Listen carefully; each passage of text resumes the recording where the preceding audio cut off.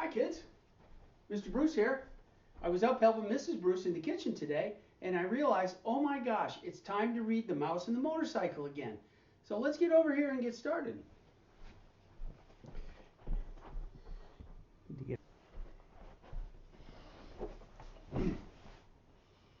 Okay, I think we're ready to read more Mouse and the Motorcycle.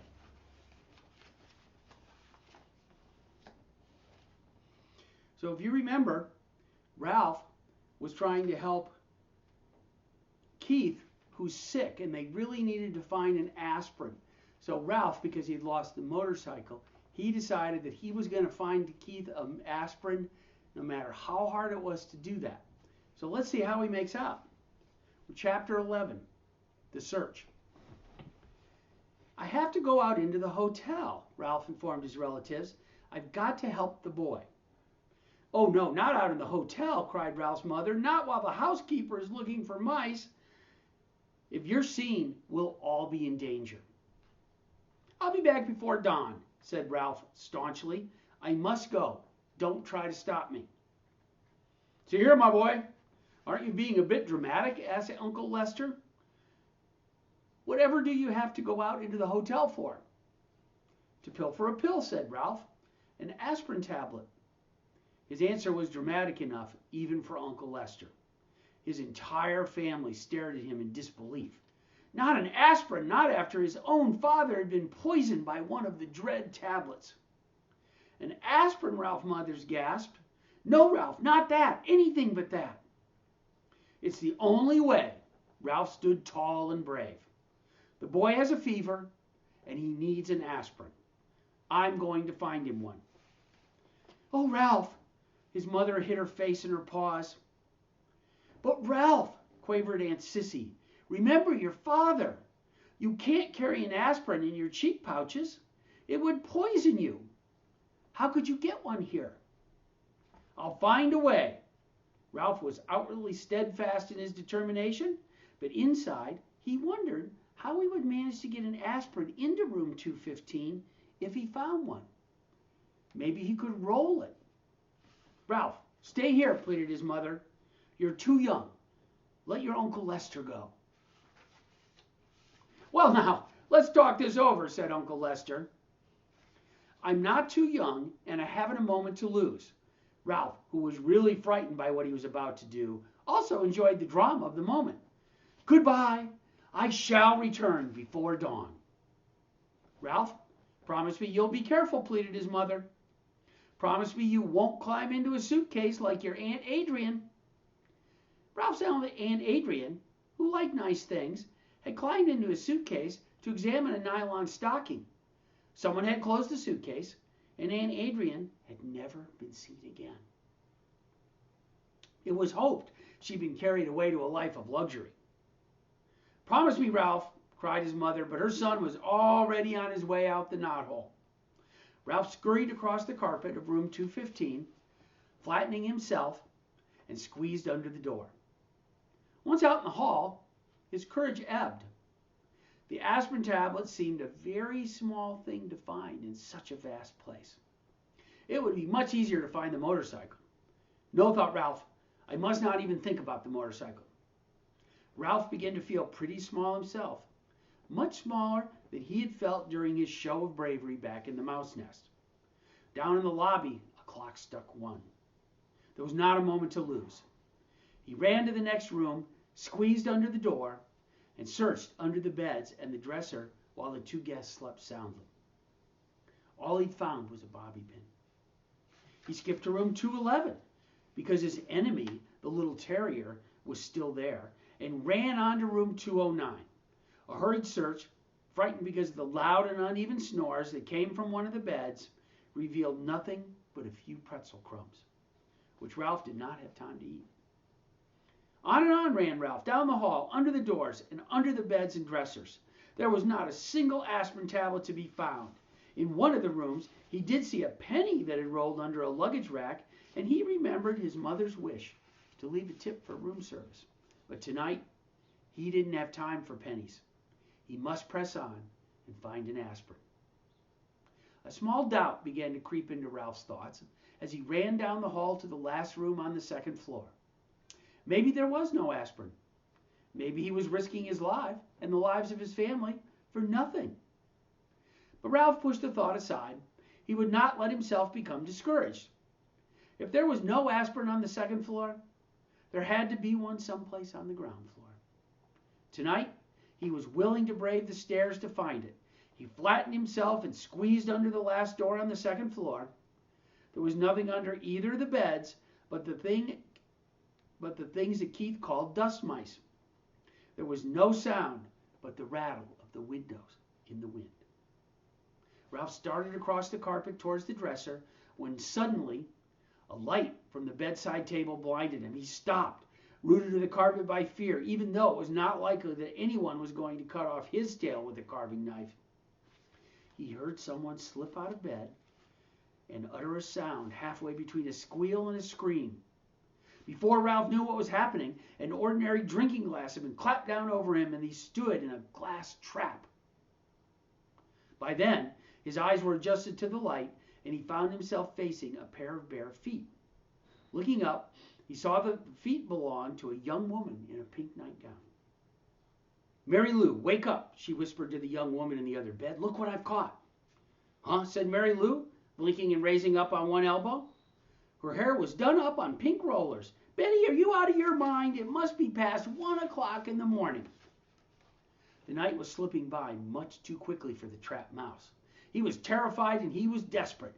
No one in his family had ever been trapped under a drinking glass before. Worst of all, he was failing Keith and endangering his family.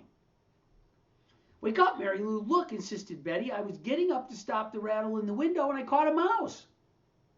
This news roused Mary Lou from bed, and the two young women knelt on the carpet to look at Ralph, who promptly turned his back. He did not care to be stared at in his misery, but it was no use. The women moved around to the other side of the glass. "Isn't he darling?" said Betty. "Just look at his cunning little paws." Mary Lou leaned closer for a better look. "And his little ears. Aren't they sweet?" Betty was delighted. It was disgusting. It was bad enough to be trapped and stared at, but to have this pair carry on in such a gushy fashion was almost more than Ralph could stomach. Cunning little paws indeed. They were strong paws, paws for grasping the hand grips of a motorcycle. "Oh, Betty, do you suppose we could take him back to Wichita with us?" asked Mary Lou. "My 3rd grade would love him." "So would my kindergarten," agreed Betty. "We could keep him in a cage on the ledge and all the children could bring food from home. It would be such a good experience for them to have a pet in the classroom." "Well," thought Ralph grimly, "I always wanted to travel." A cage in a kindergarten in Wichita, however, was not exactly the destination that he had in mind. The minutes were slipping by dangerously fast. He had to do something.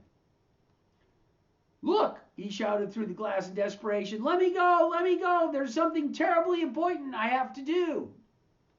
"Well, he squeaked," marveled Betty. "He's so adorable," squealed Mary Lou. It's no use. Young women could not speak his language. Ralph was in despair. He thought of Keith tossing feverishly in his bed, and of his family huddled in the mouse nest, waiting for his safe return. "But I don't see how we could take him back to Wichita," said Betty sensibly. "We're driving to San Francisco and then to Disneyland before we start back. How could we carry him thousands of miles?" The two teachers looked thoughtfully at Ralph, who knew his fate depended on their decision. Was he to be carried to Disneyland and eventually to a ledge in a kindergarten room in Wichita? Or would they let him go? A third possibility crossed Ralph's mind. Perhaps they would leave him under the glass for the housekeeper to see. He hoped not. He did not think he could last that long. Already the inside of the glass was beginning to feel warm and airless. "I suppose we really shouldn't turn him loose in the hotel," said Mary Lou's. "Mice are pests, even if they are cute." The teacher not only destroyed Ralph's hopes, she hurt his feelings as well. Calling him a pest was he was on an errand of mercy. From the mouse's point of view, the teachers were the pests. I know, exclaimed Betty suddenly, causing Ralph to look over his shoulder for a clue as to what she knew.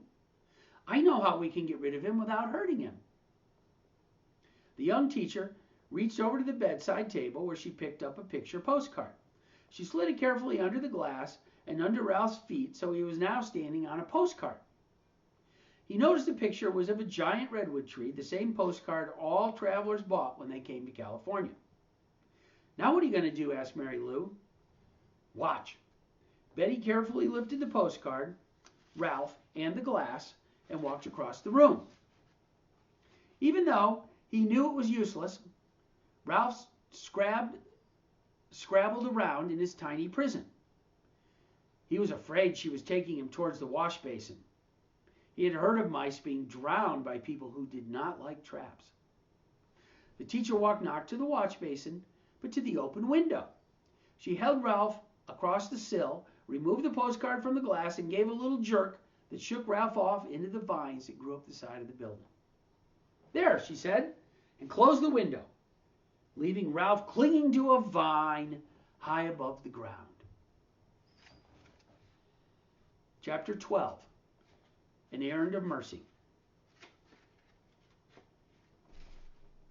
Owls, thought Ralph, as he clung to the Virginia creeper and filled his lungs with the cool night air that was such a relief to the stuffy drinking glass. I've always wanted to climb down this vine and explore the grand floor, he reminded himself grimly, and now I have to. Ralph had never before been outdoors. Beneath the moon and the stars, he felt small and frightened and alone. Slowly, paw over paw, he worked his way along the shoots and tendrils.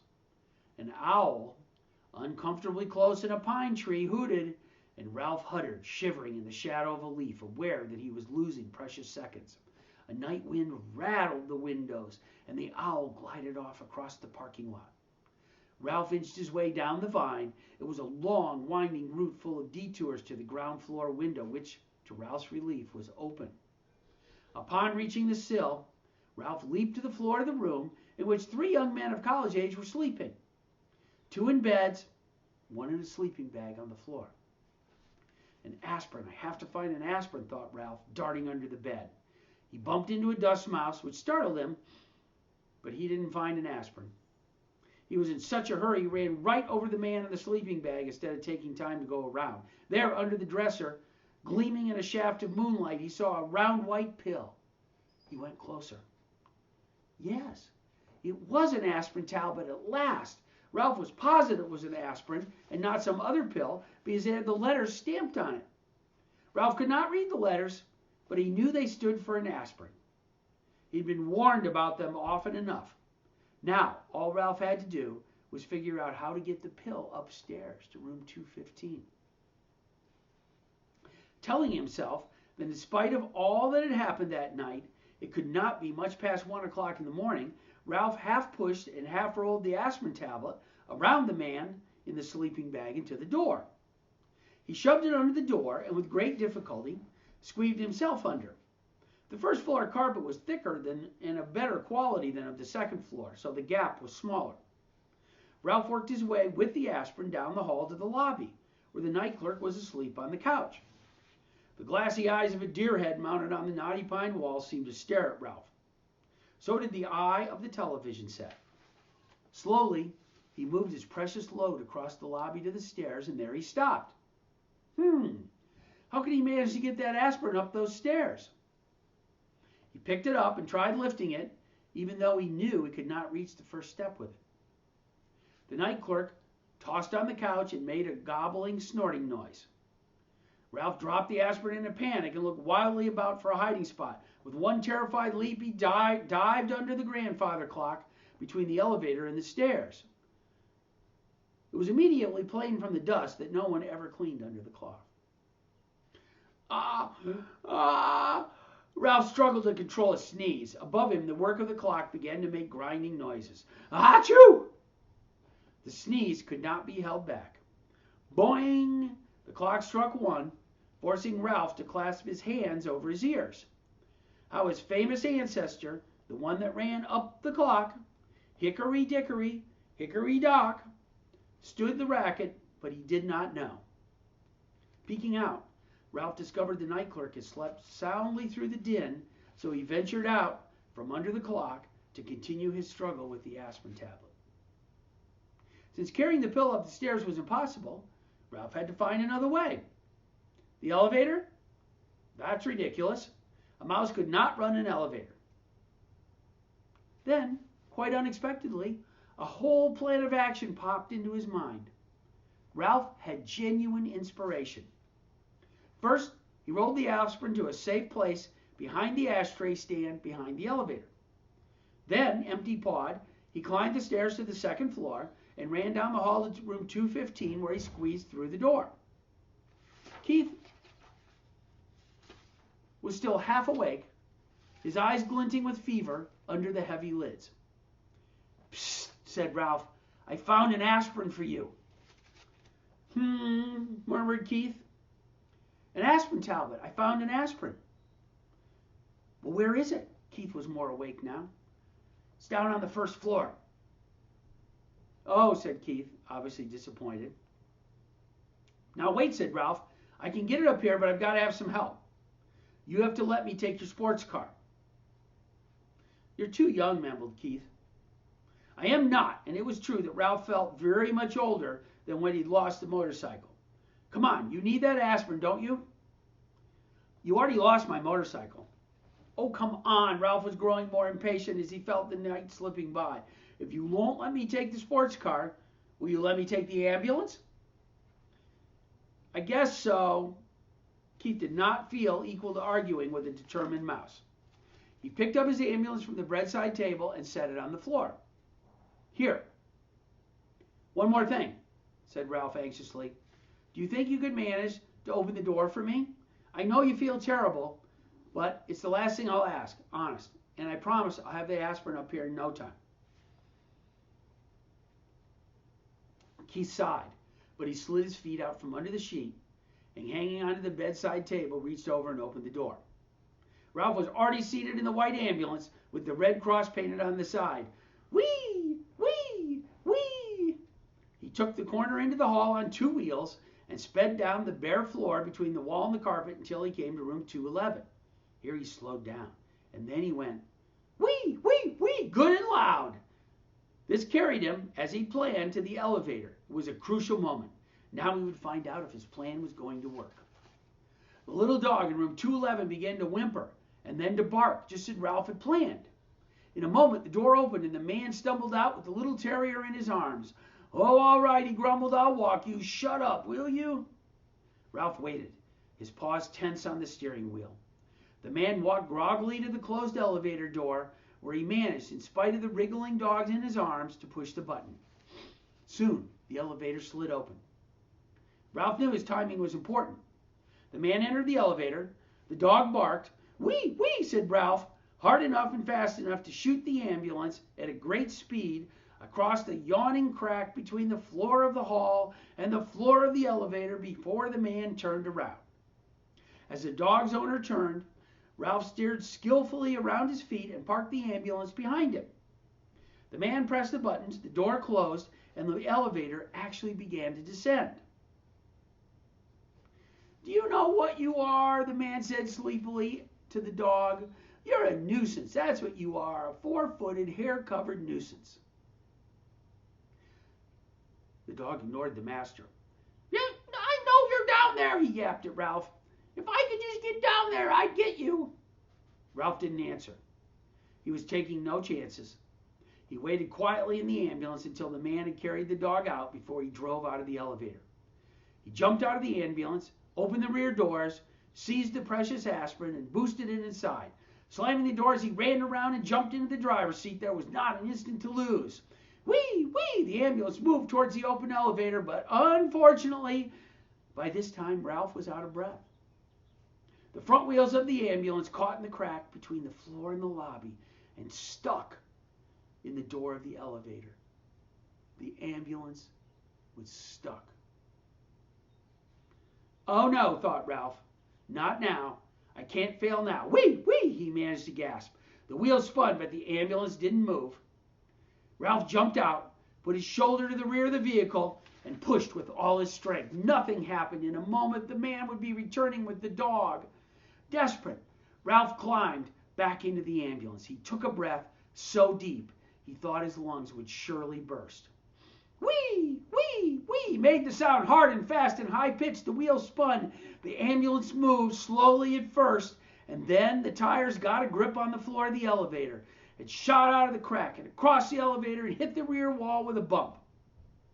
Ralph collapsed over the steering wheel, limp with relief, just as the man came back through the lobby with his dog.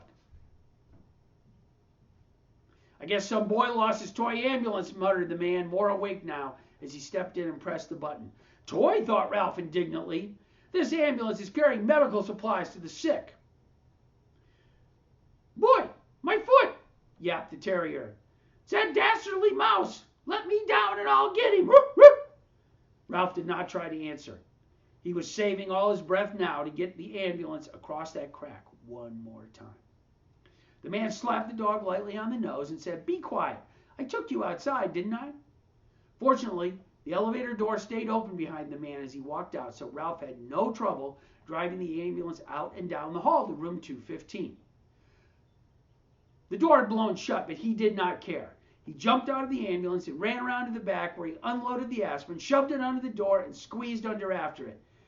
Hey, Keith, I've got it. Ralph was filled with triumph. I brought you an aspirin. Well, we have one chapter to go. I wonder how this story is going to end. Do you think Ralph will have the aspirin? Do you think Ralph's parents are there and are going to find the mouse? I have no idea what's going to happen because, as you know, I never finish the book before you do. So when we get together next time, we'll have the exciting conclusion of The Mouse and the Motorcycle. I'll see you then.